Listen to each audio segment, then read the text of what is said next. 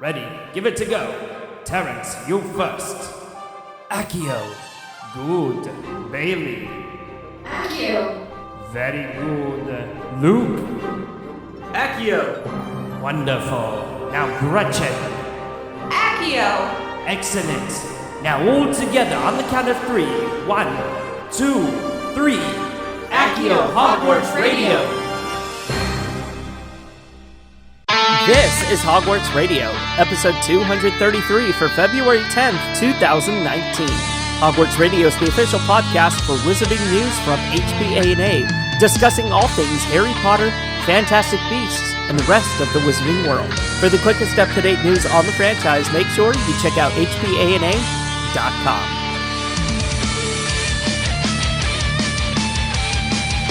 Hello everyone, and this is Hogwarts Radio, broadcasting to Harry Potter fans worldwide since 2008. I'm Terrence Pinkston. I'm Luke Hogan. And I'm Gretchen Rush. Our show can be found virtually anywhere online, such as iTunes, the Google Podcast app, Spotify, iHeartRadio, Stitcher, Radio Public, and other places where podcasts are aggregated. It doesn't matter where or how you listen, just make sure to tap the subscribe button and we guarantee you'll have a new episode each Sunday. We also invite you to follow us on Twitter, Facebook, and Instagram so you never miss an update from the show. You can also send an owl to staff@hogwartsradio.com, letting us know what you think of the show. You never know, we might just read it on the next episode. Finally, Hogwarts Radio is also on Patreon. By pledging, you'll have instant access to many benefits, including Into the Common Room, behind-the-scenes planning of the show, Hogshead Radio, and much more. Sign up today over at patreon.com/HogwartsRadio. Welcome to episode 233. We are free, like house elves, given socks. House Elf Liberation Front. Sure. Hogwarts Radio Liberation Front. The HLF, right? The HRLF, sorry. But this week we are welcoming Alex Lohman to the show. Hi, Alex. Hello. Thank you for having me. I'm super excited to be here, guys. Well, we are pleased to have you. Now, for sake of our listeners and for our sanity, let's go ahead and get the fandom formalities out of the way here. Which house do you identify with? Oh, Hufflepuff, all the way. I had a problem coming out as a Hufflepuff when I was younger because everyone was like, it's just the other house. Mm-hmm. But as I have gotten older, I've realized just how loyally badass it is to be Hufflepuff, and I have like truly embraced it in the last 5 years, and I absolutely love it. Which Potter book is your favorite? Chamber of Secrets, for sure. And I know that is a very unpopular opinion, but it was really the first book that I like really gravitated towards. So does that coincide with your favorite Potter movie? No. Oh, no, it does not. No, my favorite movie is Half-Blood Prince, actually. Oh, interesting. And your favorite character? And this can include Fantastic Beasts characters. I'm going to have to go with Luna Lovegood. She is perfectly strange and wonderful and eclectic, and I just identify with how colorful and just kind of eccentric she is. They're called Thestrals. Sorry, that's my Ivana Lynch impression. Anyway, what is your Patronus? It is a chow dog, which is kind of ironic because it's a big, fluffy, white dog. And ironically, I own the smallest, like, not hairy white dog possible. But I'm just excited it's a dog because I'm a huge dog lover. And your Ilvermorny house? I am a Thunderbird, which I found pretty interesting when I took the quiz and was learning more about the houses and how it kind of matches up with Hufflepuff, but not all that much, actually. Yeah? No, people that identify with Thunderbird more or less identify with Gryffindor house, so that is very interesting as well. Yeah, it made me feel a little bit more vindicated in that like childhood longing to be a Gryffindor. So I like kind of got that percentage in my life, and I feel like I can have some amount of bravery, which is nice. And the pet that you could take to Hogwarts, what would that be? Owl, for sure. I just don't like cats all that much. And two, like, The frog is cool, but at least an owl also serves other purposes. Like, I don't know, sending letters. Sure. It's actually kind of practical instead of just something that you chase around and scream Trevor through the hallways. So. And if you could play Quidditch, or if you were playing Quidditch, what position do you see yourself in? Probably a chaser. I definitely don't have the patience to be a seeker. My vision's also horrible, so I feel like I'd be super bad at it. But chaser's just kind of all over. I also did sports in college and kind of love like the team aspect of it. And I feel like there's a lot more teamwork with the chasers and the beaters. And chasers just seems a little less dangerous than a beater. Well, either way, I think there's still a danger of being hit by a bludger. No matter what position you play. Yeah. No, and knowing my luck, I would be like the one famed kid who went out in the first match and then didn't wake up for a week. Like that for sure would be me. You would be the Oliver Wood of your team. Oh, yes. Oh, yes. Oh, my goodness. Well, it's wonderful to have you on the show, and thank you so much for being on and willing to discuss what we have planned. We have a good show planned for everybody today, and let's go ahead and kick it off with a question that I ran across on Reddit. And this is, guys, I'm sure we thought about this at some point or another in our various thoughts that we've had of the school or the students or whatnot. Those can go all different directions, but Hogwarts could really have used a school counselor or a therapist. I mean, just saying, and I'm thinking, why not one per house? Why didn't we have one for Gryffindor, Ravenclaw, Slytherin?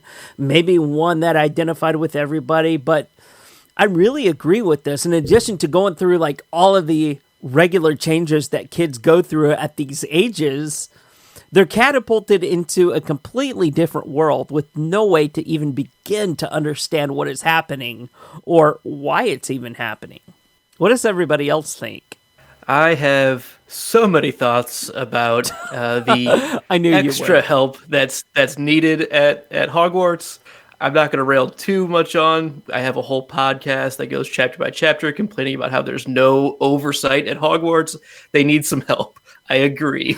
But also, isn't this supposed to be like part of the head of house like responsibilities? Like, I feel like that should be wrapped up in that to have the best interest of those kids in your house specifically. That should be like in your description. So I definitely agree that like it should be built into head of house or just someone who can appropriately delegate. But yeah, not only like the normal changes, going from starting at age 11, my God, there's a whole swing of emotions that comes in that age period. But I mean, talk about like childhood trauma. Like we see it as adventure, right? We see it as like something we have identified with our whole childhood. But if you like really put yourselves in the shoes of, the students at that time, I mean, Chamber of Secrets, my God, why there was not, I mean, obviously the Battle of Hogwarts, so many things, but Chamber of Secrets just pops to mind about like having to come back the next school year. And like, just for me, I'd be paranoid to use a restroom. I'd be like, okay, are there basilisks lurking that I just don't know about? Like I would be paranoid. There would be some deep counseling that would be necessary for me to get back. On that exact thought, I've always thought it was weird that nobody in Lupin's Boggart class was like, oh, a basilisk is what I'm most terrified of, because it was literally living in our school for the past 800 years. Yeah, no joke. Would have been a reasonable thing. Right, exactly. And it's like, well, what other kind of secrets does this school hide? The head of houses, I feel like they have other things to worry about, like, oh, I don't know, maybe teaching classes, running the actual house, but I agree. Like, there's some degree of responsibility that falls on these heads of houses to be able to, acknowledge some of these psychological and physiological changes that these students are going through. So I don't really have any opinion on this, but it reminded me of a very funny ClickHole quiz. It's like, you're the Hogwarts guidance counselor. Can you convince anyone to go to college? And it's hilarious, so I'll put a link to it in the show notes. That's my only contribution to this. Sounds great. I mean, it's really funny. There had to have been, like, I mean, not only was Harry experiencing a lot of this, and he could, like, let's face it, he could have used a lot of counseling throughout his tenure at Hogwarts. But I feel like all the other students associated with Harry should have, benefited from maybe some sort of therapy session or counseling at Hogwarts. Like, who knows how messed up these kids are in the head now as adults from enduring what they had to endure as young adolescents. Well, and on that topic of, especially Harry, so we get a little bit of the insight, right, in Cursed Child about like his own tormented relationship with his own son. I actually had the privilege of seeing Cursed Child this past May, and that in like the acting choices actually really played out. Like you could really see this like traumatized kid trying to be an adult, trying to be a father, trying to be so many things, and not to get like really deep here. But just on that comment, it's kind of like, oh yeah, I mean, here's the genius of J.K. Rowling too, and moving forward and oversight. Like that was a strong character choice that they had. But yeah, I mean, had he had some decent therapy, I think he would have been a different parental figure in Cursed Child for sure. Totally agree. And I don't know why I agree, because I haven't seen Cursed Child and I haven't read Cursed Child, but from what I understand about certain aspects of it, that that would make me agree. I have read it, and it's a good point. Okay. I'm glad one of us on the panel has, at least. I've read it too. Yeah. I would have seen it by now, but, can't get tickets. Gretchen, have you tried the Friday 40? I've entered a few times. Okay. I'm always busy. I'm always seeing other shows. This weekend I'm seeing School of Rock. I'm just a very busy person, so it's hard to just enter the Friday 40. Can't even do it. Can't like MuggleNet get you tickets or something? Come on. I mean, that has to be the thing. Right. Well, Gretchen, what's been going on in the news? I mean, everything's been quiet on the Fantastic Beasts front, but on the Potter front, things have been pretty active. There's been some stuff. So the first thing I wanted to talk about was this new theme park that is coming up at Universal Orlando. And I think we've maybe mentioned it before because they've decided to name it Fantastic Worlds, which, makes everyone think of Fantastic Beasts. But the park is most likely not going to be about Fantastic Beasts. So Warner Brothers is now thinking, maybe that's not a great idea. Warner Brothers only recently filed for 2 extensions for a time to oppose for good cause, even though Universal filed for these trademarks last June. So it seems like they're just now realizing that it may be a mistake to let Universal go through with this name. But they haven't officially objected to the proposed name yet. So I'm kind of curious to see where this will go if they end up objecting to the name and then Universal has to change it. What do you guys think about this? Yeah. No, I mean, Fantastic Worlds definitely seems like a Harry Potter, like a Wizarding World kind of name that they could potentially use for some sort of expansion, I'm sure. By day, I am a lawyer, and I can hear everyone rolling their eyes because no one likes lawyers. But I am a lawyer. I do not practice in this field, but one of my very good friends from law school does, and her clientele had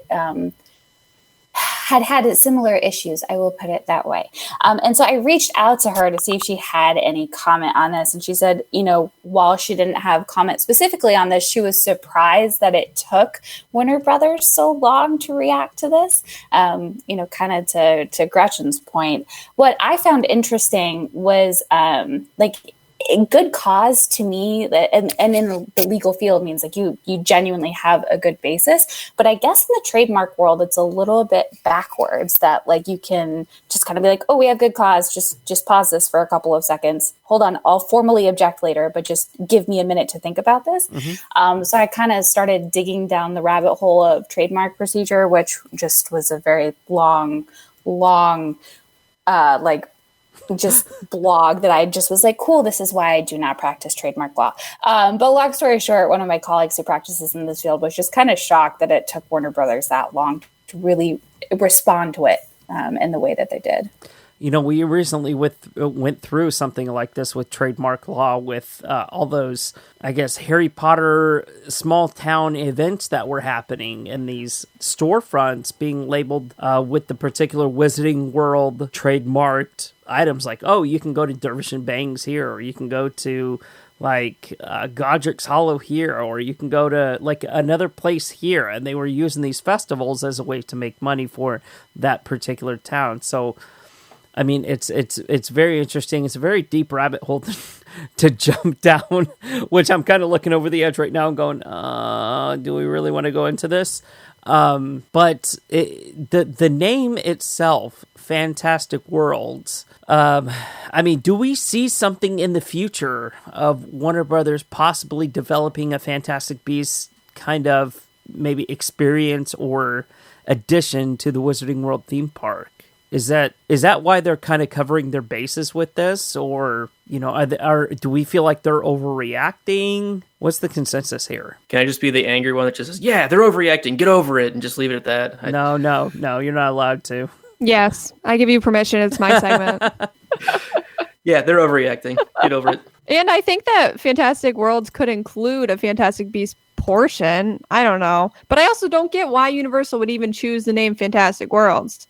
Did they not anticipate this coming up? And that's kind of what I was thinking about. I was like, that was just kind of ballsy to really just go that close to the line and then just be like, okay, come at me. Let me see what we do.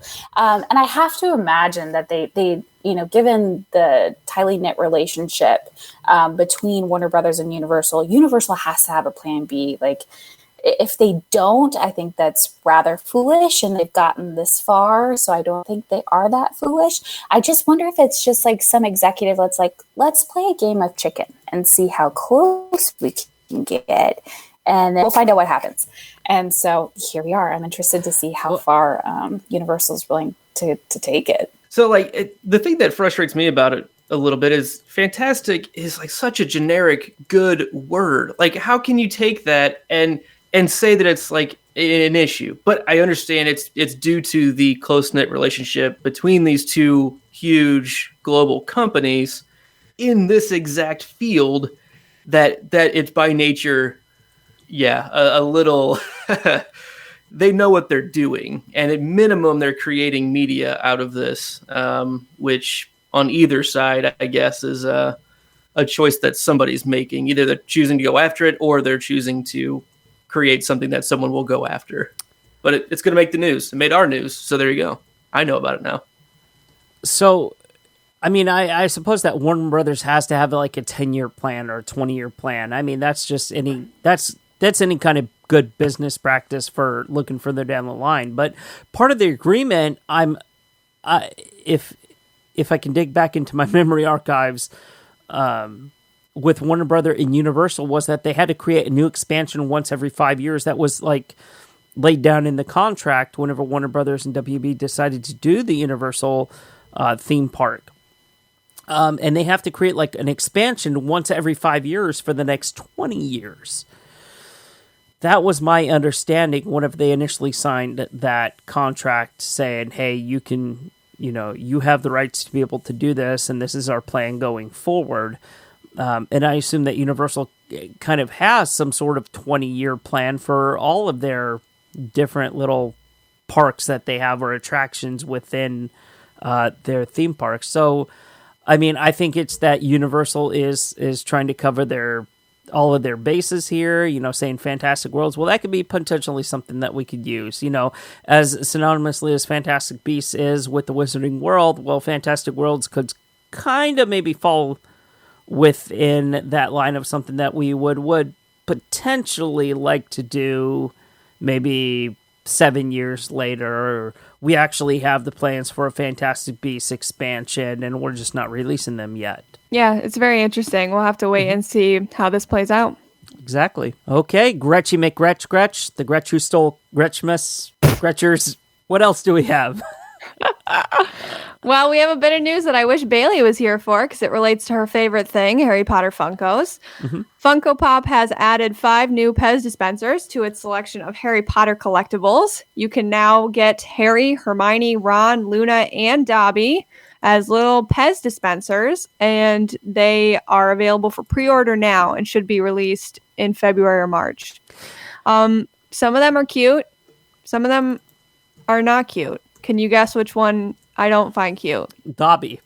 Dobby is horrifying. Okay. He's absolutely horrifying. I think Luna is adorable, and the other 3 are fine, but Dobby's terrifying. I mean, she's Luna. Always adorable. Yeah. Wearing her Spectre specs, she's just adorable. Yeah, she's for sure the best out of all of them. I mean, not like I'm biased or anything. But I also love Dobby. Dobby is my second favorite character. And so I was really excited about that. And I have to agree, he was really horrifying. I was talking to someone about this and I was like, I don't do PEZ, but like I'm really into the Luna Lovegood one. One of my coworkers is like, what do you mean you don't do PEZ? I'm like, the collectors. But anyway, I showed her the Dobby one. And she was like, yeah, that's really horrifying. So I think there's like an objective agreement amongst a lot of HP fans that just Dobby is not doing it at all. So is this I have something... much of an opinion myself on this, but I will speak for Bailey. Good. Please do. The one note she has in the workbook is no. What do you mean no? Like, because I haven't even seen these yet. I haven't even clicked the link. But she says, I just want the Funkos limited to pops and keychains. I think PEZ and pens and whatnot are a bit much.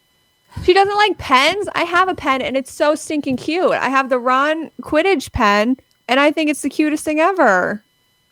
That makes me sad. So, you guys figure it out between yourselves. Fine. So haven't they already come out with, for those that are saying, wait, hang on, they've come out with Harry Potter PEZ dispensers like 5 years ago, right? Yes, these are new ones. Oh, these are totally new. And they have the Funko heads on top of them. Is that right? Yeah, they look pretty much like if you bought like a Funko pen or a Funko keychain. It's that type of look just on top of a PEZ dispenser. That is mortifying. Because Funko in itself really, I mean, Harry Potter Funkos, yeah, some look cute, and I'm looking at the 20 or so I have on my desk right now. Some of them are cute, some of them are gorgeous, some of them are smarmy looking. Oh, I'm holding it up to the camera and I have the camera off. But I just don't see how these would work as PEZ dispensers. So I just opened the link. So here's my initial take. Luna, super cute. Definitely. The specs, sell it. It's good. Dobby just looks like a bat. That's it. It just looks like a big, floppy bat, which is awkward and weird. Come on, the Sorting Hat looks like a poop emoji, right? I don't like the look of those ones. Oh my god, yes. And maybe it's just like the small picture that I have it like split on, but no, that's poop emoji right there. Put some eyes on it and sold. I feel sorry if Hershey's Kiss ever came out with a PEZ dispenser. That would be horrible. But sorry, Funko. Yeah, sorry, Funko. I'm gonna say this is a thumbs down for me. This is a no. I'm not going to be buying this. I'm not going to be looking for this at the stores, and I'm sure if I do, this will make me spit out whatever food or drink I have in my mouth at the time. I just don't like a PEZ dispenser. Yeah, kind of. Well, not from the neck, hopefully. Maybe. I will be buying the Luna one. Okay. I can say that for a fact. The other ones are absolutely terrible, and I will thumbs down those with you. But the Luna one, really cute, and I'm sold. Okay. We're unanimous. On to other things that you can buy. So Classic Stills has released a set of fine art prints from Sorcerer's Stone. They are official limited edition, and they come hand framed individually numbered, and presented with a unique certificate of authenticity because there's only 100 copies of each photograph available. But they are pretty cool, and the fact that there's only 100 of each photograph is kind of neat. So if you're looking for like some decorative Harry Potter things, you can buy one of these rare fine art prints and slap it up on your wall, which is nice. Yeah, I can see a lot of maybe those print collectors trying to get their hands on this. But as for myself, I obviously I won't be trying to collect these, but it's still it's cool to learn about either way. And what's even cooler about this, so the Sorcerer's Stone collection is done, but the Chamber of Secrets collection they're currently working on. And so what they're doing actually is asking people to submit entries of what they would like to see in the collection and why.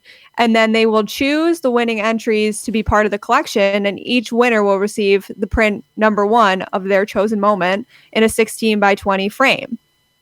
Oh, that's cool. So that's pretty cool.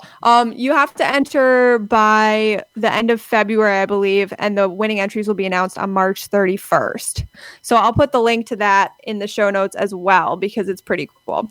I like the way that they are trying to get the fans involved with this and picking out the best moments because they could easily pick out one of the moments that the fans totally disagree with. So, guys, this is all on us. Submit your thoughts to that link that we provide. I already submitted mine, so no one else submit it, okay? I'm not going to tell you what it is, but just don't. I was going to say, what did you submit, Gretchers?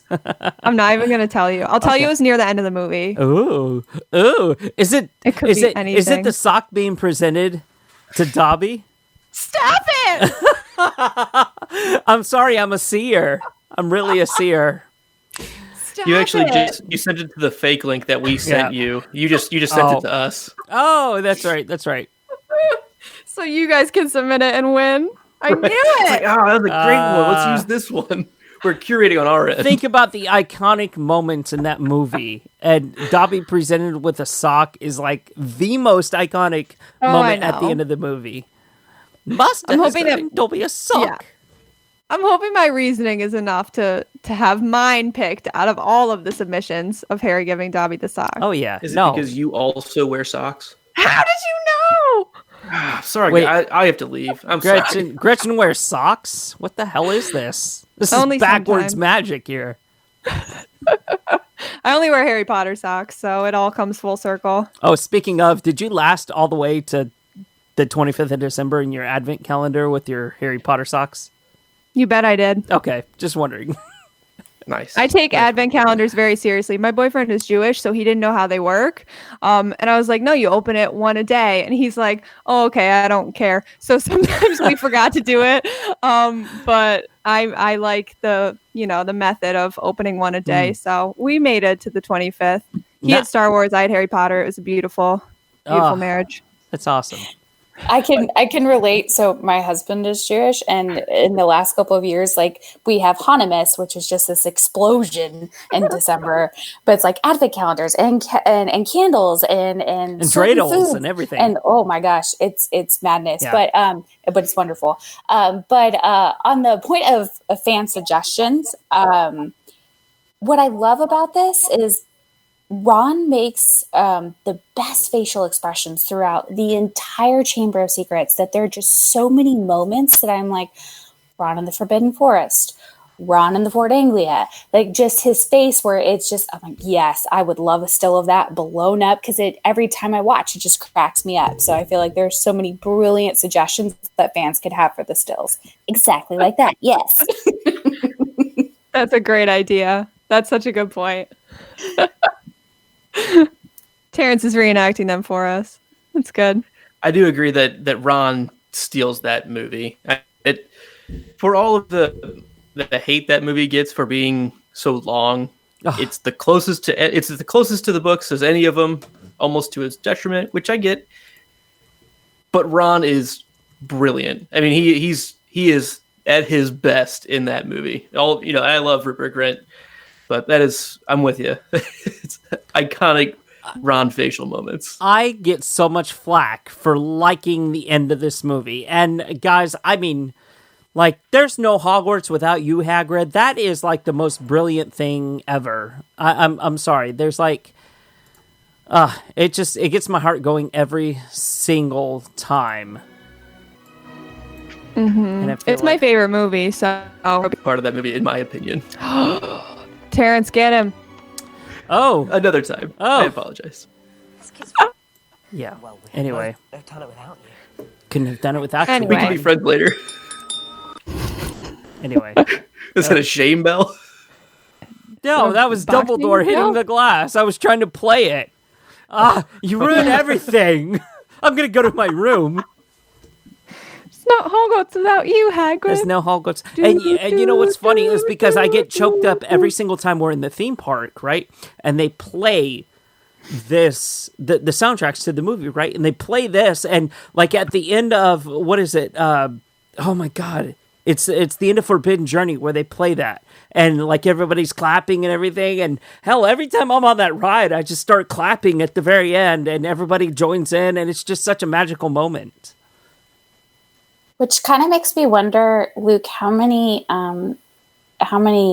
pieces of your soul are riddled different places if you think that is the weakest part of the movie, because everyone here is having an emotional connection but you, which just makes me really wonder, how many Horcruxes are you divided into? I need to take that under advisement with my my retainer. I will get back to you in the morning with an official letter. And my official response, I choose to say nothing right now. Oh my god, I must be the only one that tears up whenever the end of that. And like, if you time it just right in the Wizarding World theme park, and you round that corner whenever that music is playing, and you get that full on view of Hogwarts, Jesus, the waterworks just. They fly. Moving on to Harry Potter the Exhibition. In case you've never heard of Harry Potter the Exhibition, let me tell you about it. It is a 15,000 square feet exhibition, and it includes artifacts and costumes from all 8 Harry Potter movies. It opened in Chicago in 2009 and has since appeared all over the world. It's a traveling exhibition, which is very cool.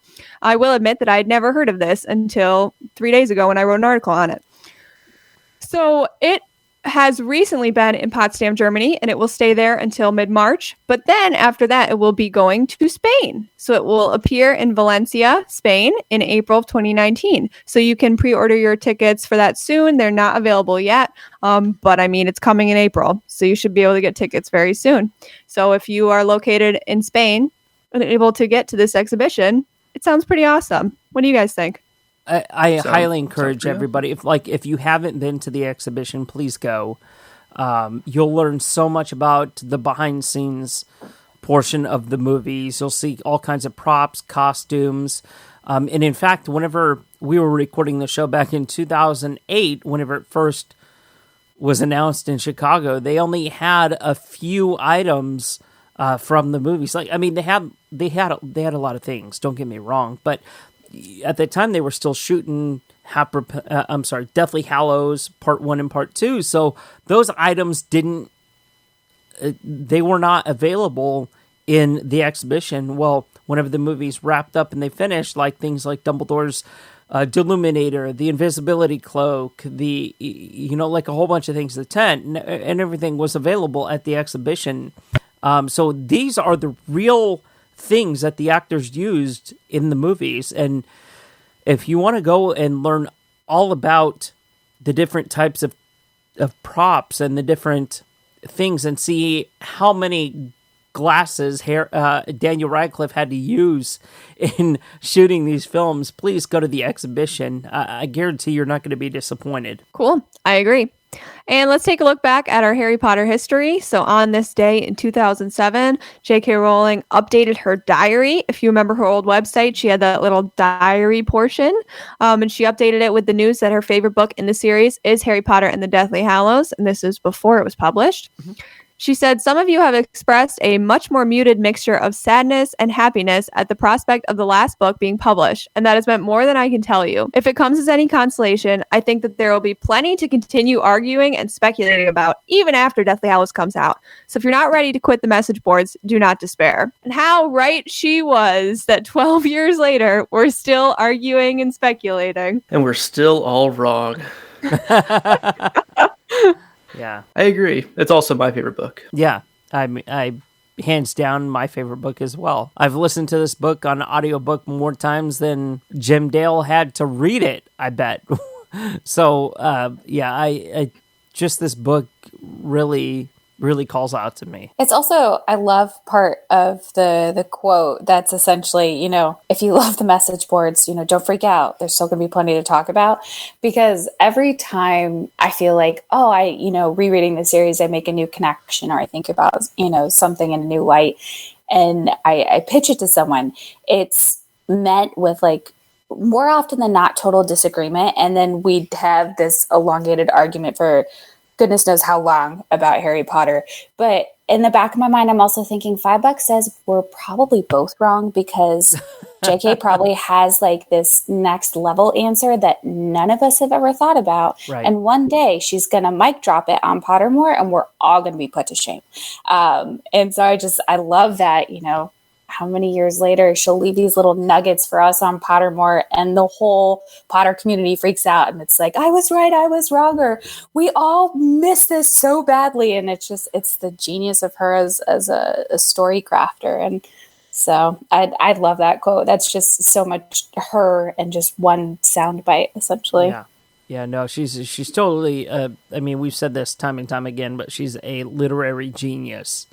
And I think all of that we can agree on. We're still here talking about her works 11 and a half movies after the book has come out. So, she's definitely right about that, and we can continue speculating for years to come. Thank you to this Fantastic Beasts film series as well.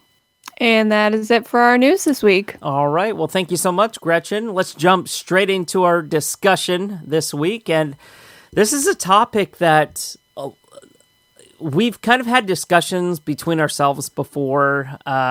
It's something that we haven't talked about in length, but we wanted to kind of break down what types of ideas we would like to see for a Wizarding World streaming series. Now that streaming has been, in the front of many platforms for the past couple of years, and people have been begging for a Netflix kind of Harry Potter / Wizarding World series. And that got me thinking, well, what kind of story would we like for them to tell? So let's start out with the first one here, the entire series. Would we like the entire series retold?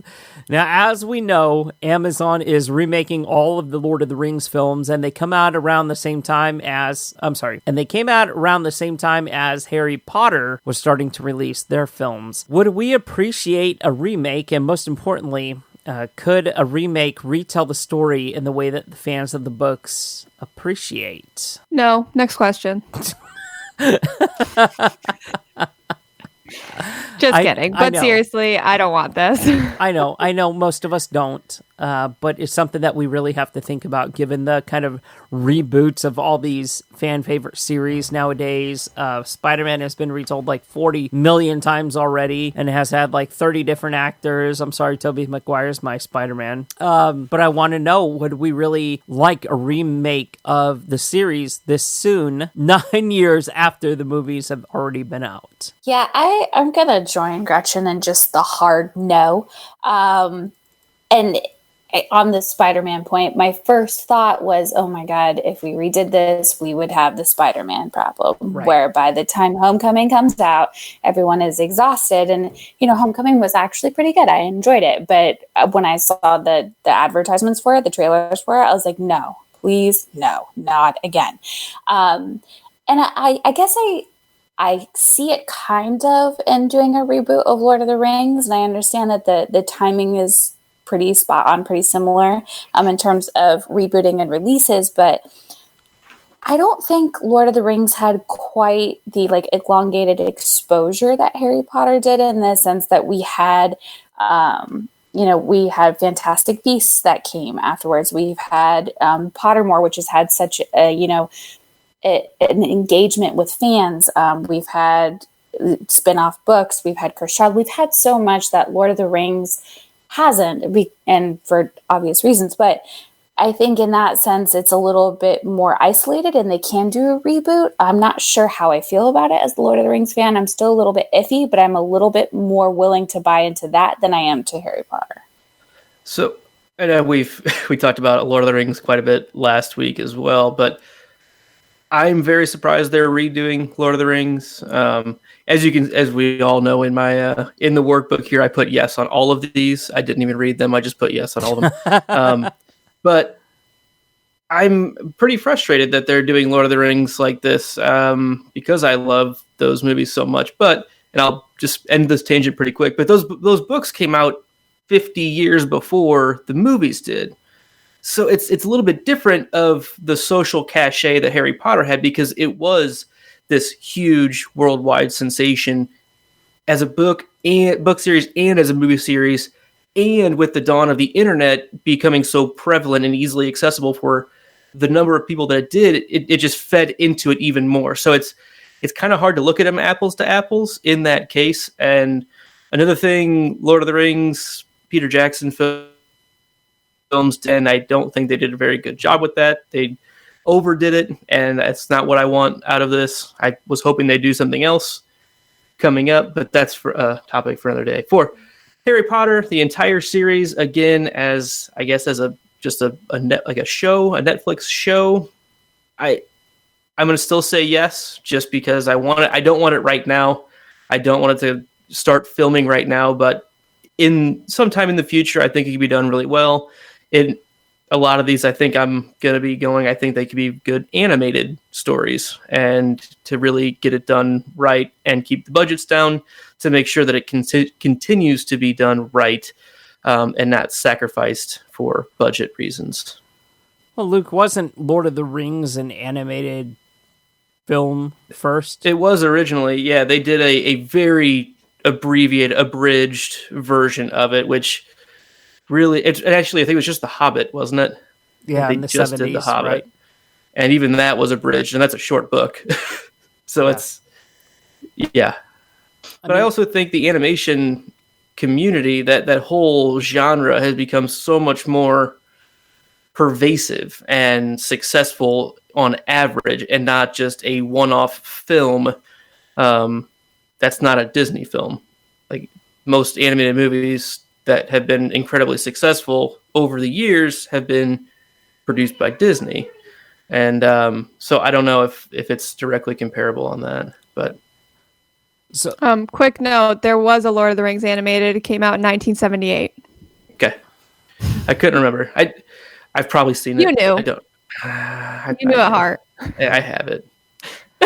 You have the VHS. I've got it on vinyl somewhere. So do we feel like... soundtrack. Do we feel like fans would be welcoming to a remake of the series? Like, I mean, the general Harry Potter fan, maybe even as an animated series? Or would we feel like, given the way that we grew up with the series, like with the dawn of the internet and, reliving through the whole .com explosion here, do we feel like it would be too soon? I mean, let's face it, the first movie came out, in 2001, so that's a good 18 years ago. Almost 18 years ago. I guess I finally understand, like, when I was younger and I was first getting into Star Wars, and I was like, oh, it could be cool to do a reboot, and there were those fans who were like, no, you do not touch it, you do not change it, and had that, like, get off my lawn response. Well, now I am that get off my lawn response.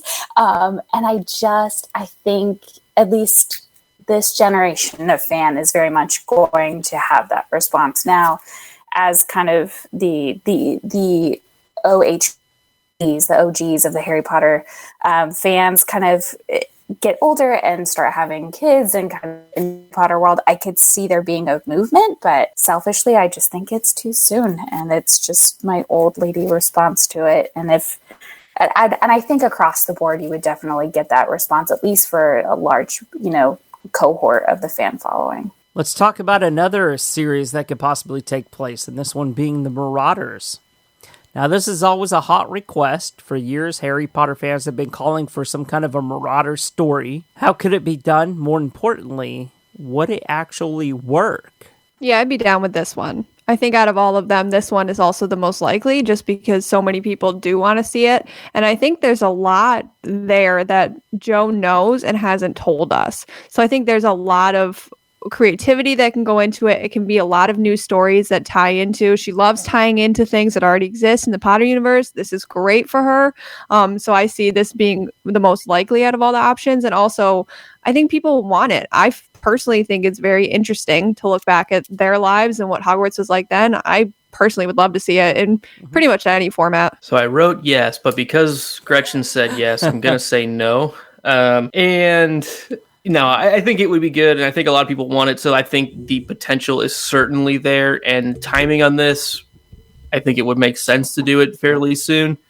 The one kind of disclaimer to that, I feel like the strength of these characters that we have is almost in the mental canon that we've created about what it would have been like, and if it doesn't live up to that, it's just high expectations, and almost some of the mystery of those relationships between those four and the other characters that we know in that time, I think it makes the main series stronger, not having all of the details of that. But I mean, I would definitely watch it. No doubt. Yeah. And to that point, when I saw this pitch on the workbook, my first thought was, well, absolutely, just because of how much of the fanfic that's out there is about the Marauders and the history behind it, and how the fan base would definitely want this, and linking it back and giving the historical context. And there's also so much just beyond the Marauders, the group itself, that you could really explore, and Jo's attention to detail and tracing it forward, there'd be so much opportunity for her. So I'm actually a little bit more pro, but I do like the point that there is something to the series where there's just room for the imagination of the fan to grow. I do kind of like that idea. I also love to see a series about this. Yeah, I mean, I think Luke kind of hit it on the head with this story. Jo had a lot of information in her head about it. If not, she wouldn't have written the prequel that she wrote years ago about this. And that just shows like the kind of tease of information that she has, like the interaction with the Marauders and maybe Muggles during the summer and the kind of hell that they used to raise and all that other stuff. So, I definitely think that this is something that could ignite the imagination of J.K. Rowling to where, she said before that if I don't have kind of like that passion, then I won't write about it. Well, this could be something that she's passionate about out of anything that we're about to discuss today, that, she could really flush out a story about. One final thought I have on that in the dissenting vote is these characters, again, they're kind of almost larger than life figures in our main series, right? They're almost like tall tales of, the hijinks and everything. And like thinking back to like, oh, my dad, he was wild in high school. It's like, oh, he did like this one thing and like it wasn't that big of a deal. Like that's what I think. If you look at it, yes, I mean, it's a story. She can make it whatever she wants. Absolutely. But like the realistic side of it, it's almost like they probably weren't that crazy. Like following the twins around, it'd be fun here and there, but most of the time it's still just schoolwork. They don't have big dark wizards coming in trying to take over the whole school, which is, how do you not succeed in that after so many times of trying? Right. But that's my only final point there, as it might just not live up to it, and it might just be better off staying as the kind of in Harry's story, urban legends, like the tall tale figures. I don't know. Agreed. So let's move on. Let's talk about the Founders, how that could be a potential series, and people could really discover the story behind the school, what led the Founders to open a school geared towards teaching magic. And Gretchen, you had an interesting note about this not being a full-fledged series, but really being something else. I feel like the Founders would be a really cool like TV miniseries or TV movie. I feel like I don't want to see a whole show about that. I don't know what kind of conflict you could draw up about that. I don't need that. But I think seeing the and the dynamics between them could be really interesting. So maybe like a 4-part like mini series or one TV movie, I think would be really cool just to give us that history. And I think that'd be fun. I don't know why anyone would object to that, but Luke's probably going to object to it. Luke, what you got? I was going to say, yes, Gretchen, you're pretty much exactly right. But, I'm going to say the opposite and say that you were entirely right. It's no, I think I completely agree with it should be, either one movie, even a made-for-TV movie. I'd be okay with that. Make it a 2-hour special. Because if you really start stretching it out, like some of my favorite shows, it's like they're great, and they get to that final season or two, and it's just drawing on because it still has the viewers, but they're just out of material. It's like, just pull the cord at this point, like just get it done with. And like, I think there's a ton of material there, but again, I think it's the mystique of it that you need to keep. You need to keep some of it still wrapped up in shadows. You can't have every single answer. And I think if you start getting every single answer, you kind of destroys some of the magic of it. Uh-huh. But I think some of the interrelationships between those four, witches and wizards would be really, really neat. Hogwarts origins. So this particular one, I wanted to be more motivated on it, and I actually really wasn't. I agree. It could be a really great mini series. I thought about, kind of like would we have enough content question. I do think there's some fun things to explore, especially in terms of, future references to the houses and kind of establishments of canons of each house, even as it relates to, the Horcruxes and the artifacts that are identified for each house. Like, is there something to tease out there and what attracts Voldemort, Tom Riddle to them? I don't know. My brain went 5,000 places. I was like, then are we going to run into the we're dwindling on and worth it topic that kind of Luke just delved into? This of the ones that were pitched wasn't my favorite, but could definitely be entertaining. I'll put it that way. I think you touched on something that reminded me of the show Once Upon a Time, where if you've ever seen it, it's all about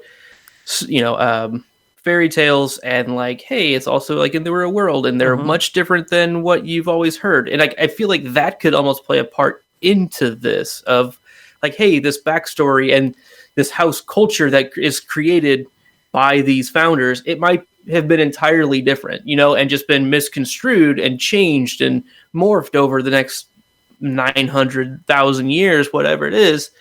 And I think that could be an interesting spin. And one other kind of pro for it is we don't know much about these characters. There could be so much more involved than just founding the school. I don't think every wizard out there doesn't have a family like almost all of the Hogwarts professors do. So I think it's easy to kind of get into that mental thought that interaction, I think, could be a dynamic that they unpack and go for. Yeah, definitely. So let's talk about the first Wizarding War and how that would work as a streaming series. Maybe a rich story developed out of different vantage points in the first Wizarding War. You could get a story that details characters, their interactions, and how they shaped the first Wizarding War with Voldemort. So maybe you could get the point from Tonk's point of view, or from the Weasleys' point of view. Maybe from Remus Lupin's point of view, which would be very interesting. And that entire series could be like a vantage point series where the first season you follow the Weasleys, second you follow Remus Lupin, third you follow the Potters, yada yada, until it ends up ending how we know it ends, with the death of the Potters and the death of Voldemort. I am really enjoying, if you've seen Severus Snape and the Marauders, the same people who did that, Broad Strokes, they are doing right now a podcast. It's basically a radio show. It's got music, it's got sound effects and Foley, and incredible voice actors and actresses, and it's called The Great Wizarding War, and it's really, really cool. It's cool to listen to. They've written a great story, and they also, after each episode, do a talk back where they kind of talk about writing it and creating it. So I'm pretty happy with that. I don't feel like I need much more than that, and I also love being able to listen to things that the fans create. I don't always need my content to be from Joe. So I'm pretty pleased with the high quality fan art and fan work that we get. So I'm really digging that. But Gretchers, it's not canon. It's not. I don't canon care. If it... Okay. I don't need it to be canon. Oh, well, see, that's where we differ. I have to have that approval from Joe. I have to You're know... You're talking to an established fanfic writer. Yeah, well, she gave up on that a long time ago. What is canon? I don't care about that. Cannons go boom. Luke, what about you? I mean, first Wizarding War, what do you think? Yeah, it could be good. I feel like it's... I don't want it right now. I think it's too close to what we're getting and what we've already gotten. We've gotten the final, battle at Hogwarts and all the build up to that, and we're getting the rise of Grindelwald right now. Like, to me, that's good enough right now. It doesn't always have to be the big dynamic, conflicts that we see. Yeah, it's easy to sell. I mean, war historians are all over the place, but at the same time, I think there are other stories that are worth telling before we get that. Eventually, yes. Right now, no. What about different stories from wizarding schools around the world? Now, are we really ready to dive into other wizarding school locations, such as Ilvermorny, Beauxbatons, Durmstrang, the other ones located throughout the globe? Oh, you mean Castello Brushu? Yeah. Mahutakoru? Yeah, there you go. Yeah, Taco Bella Shoe. Oh, those were the real names. Don't hate. Oh, really? Yeah. Oh. Castle Brushu's in Brazil. Oh. Mahutakoru's in Japan. Oh. You thought he was making that up? He's prepared. I'm sorry. Dang, I'm a bad Harry Potter fan. I really am. Koldovvorsters is in Russia. Koldovvorsters. Of course. I forgot that one. Our friends in Koldovvorsters. Right. I really did forget about the other ones. There's some good stories in there that we should start getting. I mean, it's been very, let's go ahead and say it, white-centric overall. Everything we've seen has been incredibly, Caucasian-based. I think it would be a strong step forward for some of the major principles of the stories of inclusion and coming togetherness, that we should get some more diversity in the stories and promote those other fans in the community that are from some of these areas. Not everyone is, Brit-centric or American-centric. And I think this is a strong platform to promote something like that on a global scale. Mm-hmm. I would love to see it to that point. It being told contemporaneous too with the original plot of Harry Potter, to see how the events that were happening at Hogwarts and in, essentially the European Union, UK, how they were either interpreted across the globe, or how the rest of the international wizarding community was reacting to these events. Was this such an isolated thing? I think that would be really, really fascinating. Also for the diversity, but especially with a lot of, efforts that Joe's made in casting decisions, in the films and in place to really diversify the Harry Potter universe. I think it's something she would be super into. And also, for the record, Taco Bell Shoe is where Alex Lohman for sure lives. I'm just going to put that out there. It is very real to me, Terrence. Thank you. You're welcome. I knew that somebody on the panel could identify with that. Can I say I still miss the volcano burritos at Taco Bell Shoe? Gosh, those were so good. Oh, man. Those house elves must be up all night making those. So very interesting thoughts from other wizarding schools across the world. What about a Quidditch series? Now, this could be interesting. A Quidditch team that's not supposed to make it does make it all the way to the Quidditch World Cup, and it's a true underdog story. What are our thoughts on a Quidditch series? Is this something that would grab people's attention? Or do we think that this is something that can be explained within maybe one or two episodes of one of these other series that we have? I think there's probably would be the sweet spot to have it integrated into another miniseries, because I don't know if there really is enough content to drag it out. But my sports fan loving heart would love to see a Quidditch miniseries. And sarcastically, I'd even put, does Victor Crumb come out of retirement to coach the underdogs? Because you put, the true underdog story, and two things popped into my head, obviously dodgeball.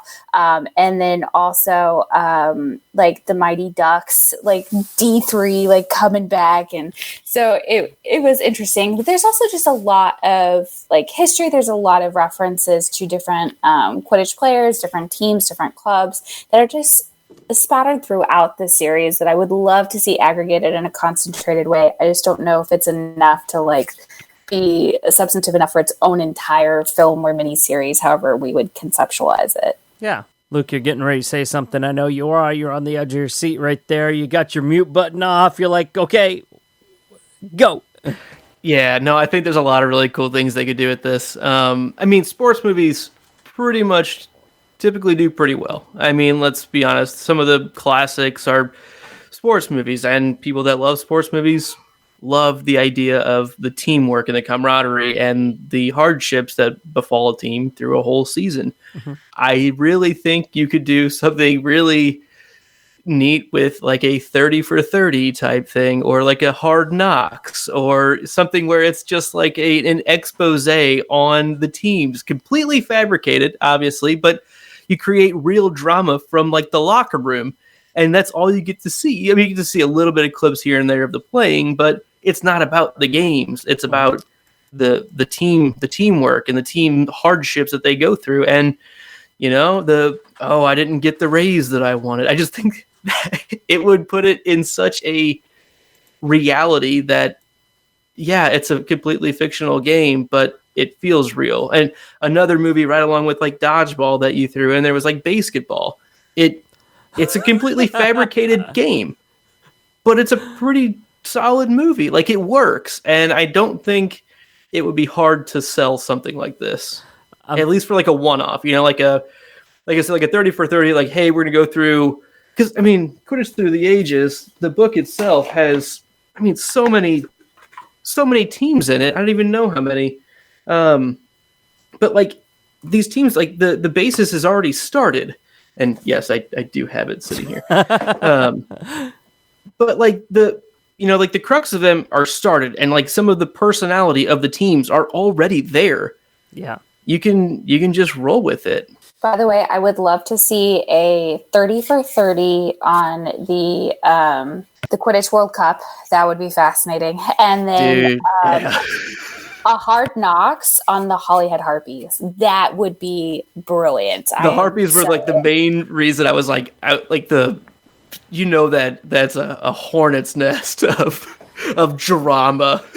Yeah. And I mean that the best way. I mean that the best way. Exactly. Oh my gosh, ESPN, we have just given you gold. All female team. I mean, can you imagine you mentioned basketball. Can you imagine like a series like I don't know, Gobstwidditch or something like that? Like Gobstones and Quidditch together. Oh my gosh, I don't even know where to begin with that. Definitely a bunch of things that you could do with a Quidditch series, and I could see where that could be the comedy relief out of everything that we've listed here. Sorry, I do have one last final thought on the Quidditch thing, and then I'll let it go. A Sandlot style. Oh my! I mean, God. Come on. How can that not be like the most? It's exactly what it should be, right? You have the dog, you have Fluffy. So that could be like the thing where like, oh my God, they stole the quaffle. Well, we can't play without a quaffle. This quaffle was signed by Victor Crumb. Victor Crumb? Exactly. Oh my God. Yes, I could see that. Benny the Jet stole the Nimbus. Yeah, I could see. Yeah, exactly. Like Benny the Jet does a wrong ski feint. Like Benny the Jet, like it became legend that he, like, a dragon flew all around Hogwarts. Well, I guess Harry kind of did that. Never mind. Movie only. Yeah, there you go. Sorry. That would have been in the extended edition of Goblet of Fire had we have gotten that. All right, so let's talk about a Ministry of Magic series. How cool would this be? Each season follows a different department or a different floor. And I could see this really being like kind of an office style of of programming here. I don't know. What does everybody else think? So what was interesting was like 2 seconds ago, you're like, I don't know if this is going to be as funny. And then, or like some, not a lot of humor. And then when I instantly saw the Ministry miniseries, I was like, oh, The Office. Oh my gosh, The Office. With like the one-on-one like docu interviews of just like disgruntled Ministry employee. Like I get this like almost like Goblin liaison vibe to Gringotts. That's essentially, oh my gosh, I am blanking on, Troop Farms. Thank you. Dwight. I knew we were going with that. Thank you. I was dying in my head. Thank you. So funny. But yeah, I would love it. But then I'd also love it because it was one of the suggestions that, to throw out, the hashtag not my canon, or canonically, that was a lovely conversation you all had a couple weeks ago. What I love about this suggestion is that we have information, but we don't have a ton of information on the ministry that kind of corners what you can and cannot do with this. We have general broad strokes descriptions. We have historical bits of who was in what position, who ends up in what position, if you're thinking kind of from a historical perspective up to Harry Potter. So I think there's just so much you can do with this that I definitely think this could go very far. This, of all the suggestions, this was my absolute favorite. I would love this idea. So there's a link that I'm pasting in our show document right now, and patrons can actually visit this link and watch this Ministry of Magic teaser trailer that was released as an April Fool's Day prank back in 2011. I'm going to let you guys listen to it right now, because really, whenever this came out, and people were incredibly excited about this, and this got my blood boiling. But if you guys want to take a look, I did post it in our show document. So let's listen in on maybe where this could have gone. Viewer discretion is advised. The department has been following your career for a while now. Pristine record. Test scores exceed expectations.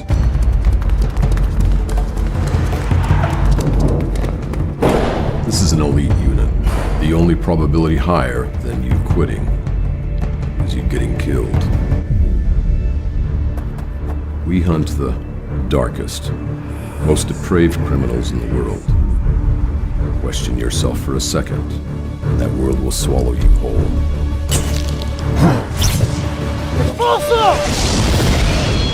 Welcome to the Horrors. Guys, we talked about this on the podcast back in 2011, and this really got us. We thought that FX was really coming out with this series. Oh my God, it was so amazing. At the end, you see the wands drawn and these people casting spells at each other. And I honestly thought, oh my God, if this was reality, this could be an amazing series. I could see it like kind of an NYPD Blue style, or maybe... maybe even like the whenever we have the Wizengamot. How do you pronounce that word? Wizengamot? Yeah, Wizengamot. You could have that kind of like a Law and Order style, and I mean that would garner a huge audience. So again, we're going to include that link in the show notes, and if you guys want to take a look, I think that could be an amazing series if somebody picked up on it. Yeah, I think Law and Order is like the number one thing that I would think of, like when I think of a Ministry show, or like West Wing, or another one. I mean, anything including the Ministry, the Department of Mysteries with the Unspeakables. Right, I'm gonna be pro that no matter what it is. I really don't care. I want all of it. So I think there's a lot of meat on that bone for sure. Yeah. So, Terrence, that's not the video I thought you were going to play, because I thought you had found this one that is a parody of The Office. So I'm going to put that one in our doc. Okay. So everyone can see that. I'm going to have to take a look at it, because that sounds hilarious as is. And I'm not... It's great. Yeah, I haven't seen it, but we'll be sure to I'll share them both. Include that in the show notes. Yeah. All right, the final one, ladies and gentlemen. What if dealing with ancient magic before civilization was a thing, and how magic came into being? What if we had a series of who is worthy enough to wield its power? The beginnings of wand lore, exploring the veil, founding the ministry. Luke, stop drooling. What if we had a Game of Thrones kind of story? That was picked up by somebody like HBO, or if Warner Brothers was gutsy enough to do it. How could we do that?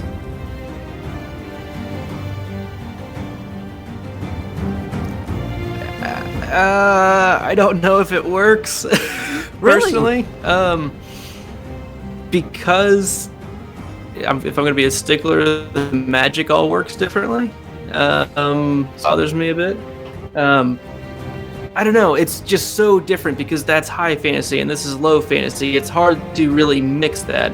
And I think what you could maybe do story as closer to this, as more of a medieval, period piece. I think you can get closer to it. It's still kind of difficult to really get there. Yes, you can have fantastic beasts and dragons. So, I mean, what am I talking about? You're basically already there. Just make the Founders show and you have Game of Thrones.